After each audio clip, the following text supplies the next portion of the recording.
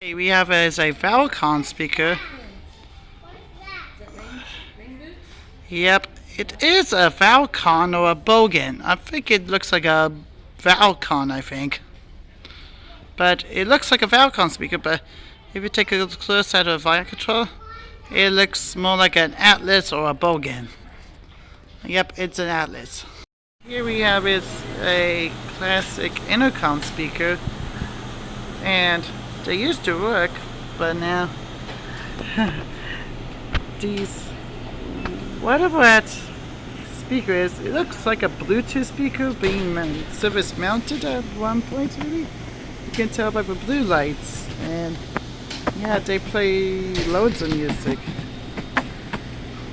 Shame they turned down their music download because it's connected to their phone and their radio broke. Yeah. I hear overrated music.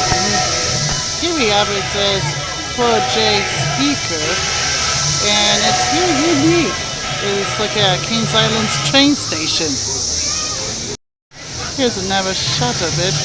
Yep. Thank you for watching.